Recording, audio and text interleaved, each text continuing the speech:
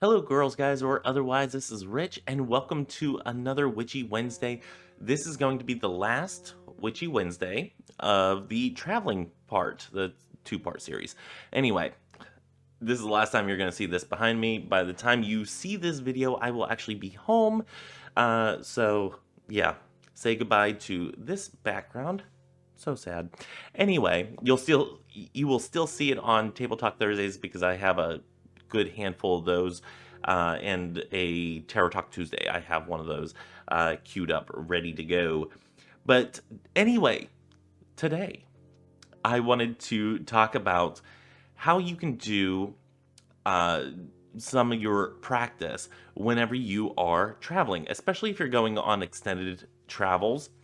Uh, so for me, this is a 2 week time down in Dover, about 2 hours from home. So I'm not going to go home to do a ritual if I need to do spell work or whatnot. And you can't really light a candle. You can't really do sage. One thing that you can do is you can make a sage spray or a cleansing spray. You can bring your holy water with you if that's something that you like to utilize, and you can sprinkle or you can spray it in and around the room. You can use, I've used in the past, a spray that is very relaxing, and I've sprayed that around the room because it gives you that sense of, this is my space, and I'm going to go ahead and utilize this space for a sacred moment. So those are some things that you can do to cleanse the space. Now, what about the actual spell work? Because I don't know about you, but sometimes whenever you're traveling, especially if you're traveling by air, you can't take an anathema with you. You can probably put it in your not your carry-on, your checked bags, but who wants to take a ritual blade with them? You may certainly not want to take your chalice with you, especially if it's made of glass, because of the propensity for it to get broken in travels. A wand, again, you have the same instance of it can get broken. So one thing I like to do is travel with stones. Now, I have talked about this in the past Witchy Wednesday video, but here I'm going to share a little bit how you can utilize your stones. So I'm going to bring you down to the nether regions, and we're going to talk about that down there. Okay, so as you can see here, I have several stones. I have 6 stones in total that are quartz points, and this is all going to be upside down for you. Let me move my mouse out of the way. Okay, so sorry for bumping the mic if you hear that. I have 6 stones here. Let's put these ones aside. These ones can now be your cardinal directions. These ones can also be your cardinal directions. Let's get these out of the way for a minute. If you are just doing a ritual to deity, there's your deities. So there you go. You have a setup that is good for just a regular ritual where you're honoring deity. Fantastic. What about the spell work? So if you want to do spell work, and I may do a video on this in the future, let me know by leaving a comment below if you want me to do a video on this in the future, is crystal grids. You turn these like this, and what this does is this brings in energy into the center if you have them pointed inwards. If you have them pointed outwards, it projects that energy out. So let me get all that straightened out there. Now, I also have a handful of different stones that I bring with me. Citrine, if you are working a money spell, fantastic. This is amethyst and quartz. Again, the camera is not doing it justice, but you can see here is the quartz and here's the amethyst, and it's like split right down the middle. So if I'm working on third eye stuff, I can put that one in there. And I also have my chakra set ones that I didn't I don't have up here on the table with me. Um, this is blue lace agate. So if I'm working on throat chakra stuff, this is my go-to for communication and whatnot. If I'm working a love spell, I have rose quartz, always a good choice. This one is snowflake obsidian. I kind of love this stone because it is a powerful little working stone. And basically what I would do is with this one, it's that it lets in the positive but blocks the negative. It kind of controls the amount that comes in at you. So what I basically do, and I have a little tiger's eye here for a little grounding, and this is it was advertised as Super 7, but it's probably Chevron Amethyst. But for crystal grids, let me move this mic up just a little bit there so I quit bumping it.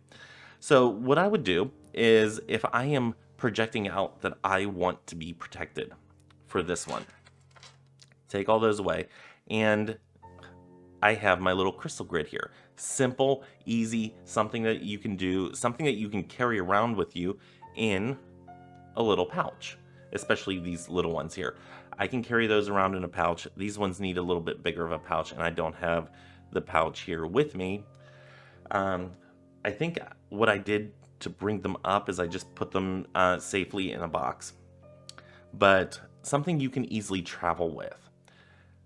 Now, if you want to bring in, let's say you want to bring in money, turn these sons of guns around, and now you have money coming in, or you have the energy coming into this. You are charging this stone, this citrine, for money. Now, during your day, go ahead and take it with you.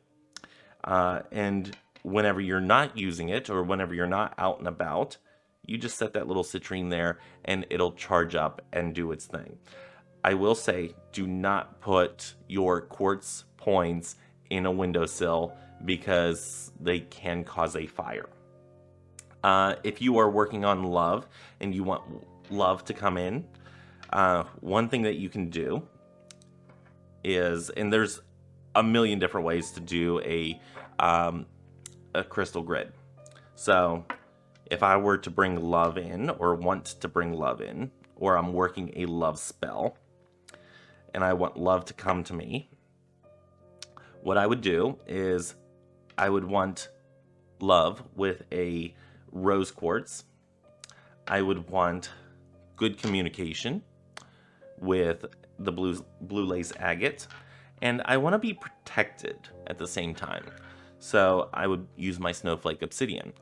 Now, what this does is it draws the energies from these stones through the quartz points and then brings it to a generator quartz. Now, this generator quartz, all this energy comes in from these stones, and I would probably have them touching. You don't necessarily have to. You know, your mileage may vary how you do your crystal grids, and again, I think I might have to do a video that's a little bit more extensive on crystal grids because they are so easy to do, and I think they're underutilized. I know I've underutilized them in my practice. So anyway, you have the energy coming in from these stones through these quartz points that are pointed at this generator quartz, and then you just ask this generator quartz to connect with you. So you can definitely do that. Another thing that you can do while you're traveling, let me get these out of the way for a second, is a tarot deck. Now, I've talked about doing tarot spells in the past. So let's go ahead and let's find a good card to work with. Hold, please. Because I am ill prepared on this one. You know what? Let's say that we are traveling for a good purpose, a celebration of sorts.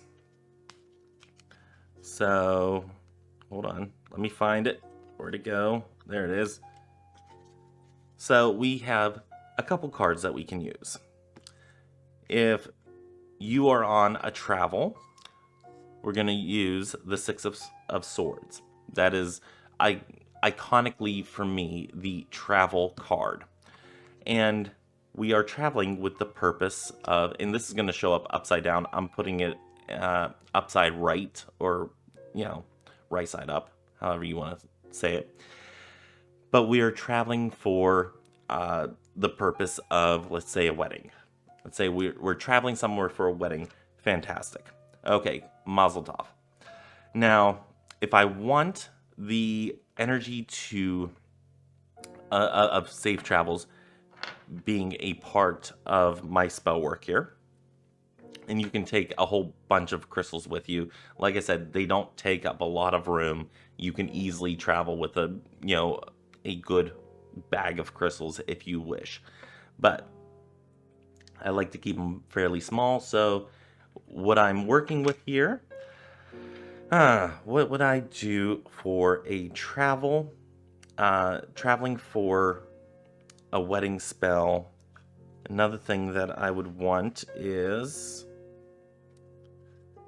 let's find it here. I'd want the Lover's card. Okay. So we are traveling for a wedding. We're going to have safe travels. We're going to have a wedding, a good get together. Let's I actually feel like these should be reversed there, like that. Okay. So during our travels, we want to be protected. And the sun's coming through. Let's see if I can counteract that. There we go. That didn't help one bit, did it? Okay. So yeah, I actually have the sun coming in from the window, kind of ruining my video here, but whatever. We're gonna press on. We're gonna see how this works. Okay.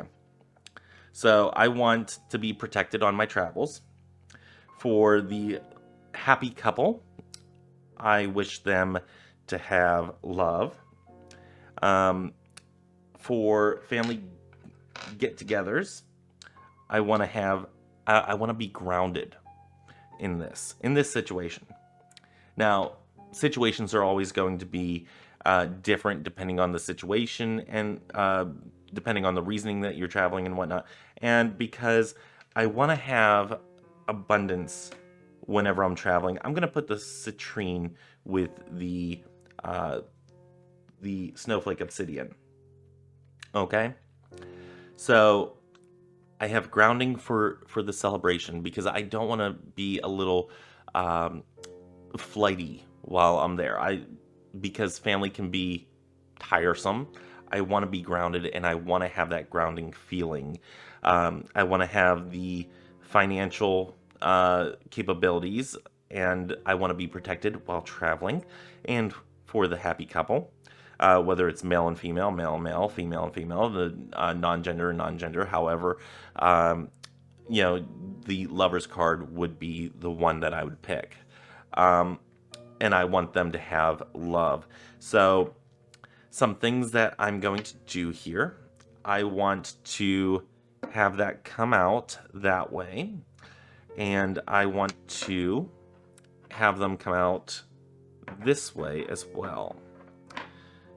I want to spread this intention out from these stones out beyond, and I want to just put that entirety out into the universe.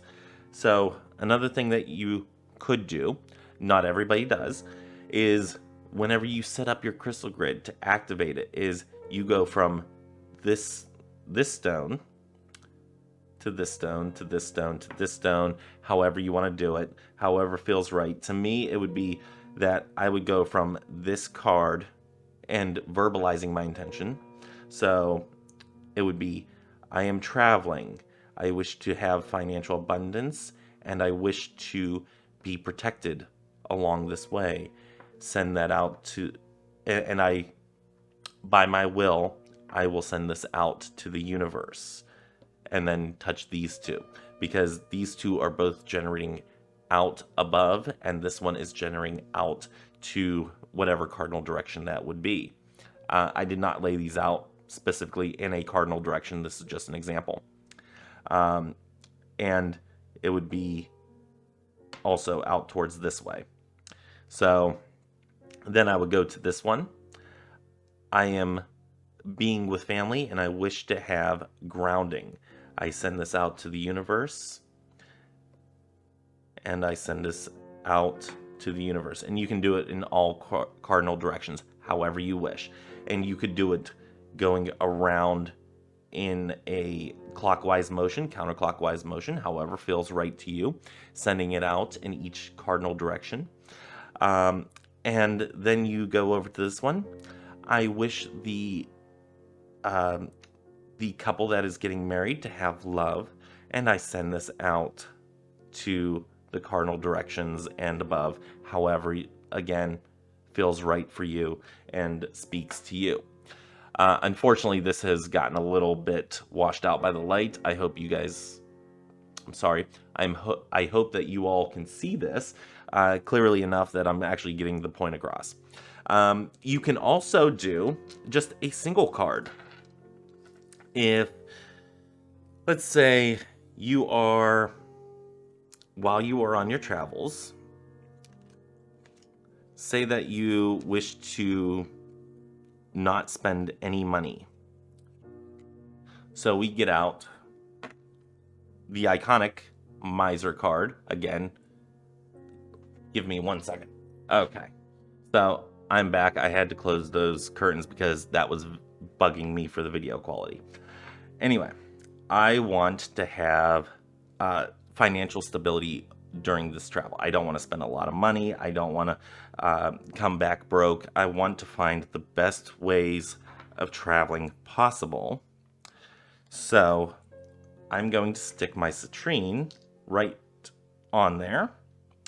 And you can utilize just this. Very simple, very effective, as long as if you're putting your intent in it. I would meditate with the miser card, the Four of Pentacles. I would meditate with the citrine. I would meditate with both of them together. And again, you go, during this trip, I wish to save money, and I send this out to the universe. And you can do that. Now, if you're bringing money in, maybe you could take some coins, because again, coins, you can get them just about anywhere. You know, a lot of places deal in cash. So you get a few quarters. Boom, boom, boom, boom. And I want to draw in money to save. So easy thing that you can do while you're on a travel. You can have just this handful of materials to work with, and it can be very effective spell work for you. So I hope you enjoyed that, my little demonstration that I was ill prepared for. I actually wanted to do like a more scripted type of version, but I think this ended up getting my point across. Some things that you can do with some very simple tools that you don't really need to worry about, because traveling can be stressful as it is.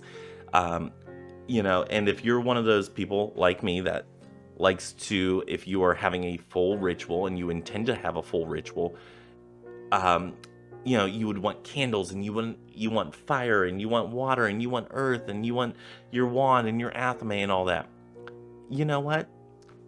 You sometimes have to do without. And this is one of those situations when you're traveling that you need to do without, because some of those are not good traveling items. So like I said, my chalice, if my chalice broke, I would be sorely disappointed. I would probably cry. If my wand broke, I would cry. If I was on if I was flying and they took my athame out of my bag because it is contraband, or you're not allowed to have that on a flight because it is, way too big and it's a knife, and we have security issues like that, then I would be sad. I would want that back. So, they won't pull you aside and take your tarot deck from you because it is a deck of cards.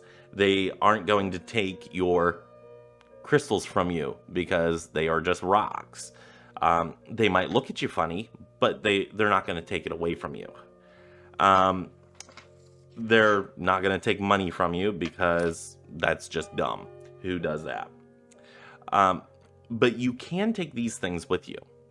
And, as far as the spray and all that, the clearing spray, the cleansing sprays, if you're traveling on a flight, probably not a good idea to have it with you. Also, if you're thinking of an incense, not something that you really want to take with you because hotels frown on smoking or anything involving an open flame or smoke of any sort. It will set off the smoke detectors. I've actually stayed in hotels where if you get a steamy shower and you open the bathroom door afterwards and it gets to the smoke detector, it will set that off. I've stayed in hotels like that. So you have to watch, whether or not you're doing anything that can set off the smoke alarm, because they will charge you extra. So yeah, that's something you want to keep in mind. But if you take like a regular spray that just smells uplifting and creates that sacred moment for you, or you just take holy water or something like that and you spritz it around in places, they're not going to say anything to you in a hotel room about that. So just something to keep in mind. And another thing that you can do is, if you are one that prays the rosary, you can go to the cardinal directions of the room or the corners of the room, and you can say a prayer there. You can take your crystal points and you can energetically, in those areas, heal that area or cleanse that area. I don't know why I said heal, but cleanse the area.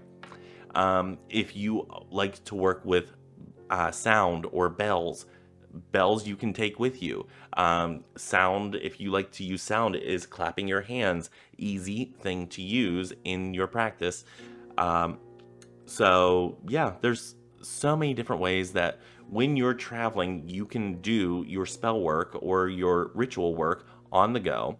And I've only touched on a little tiny bit of it.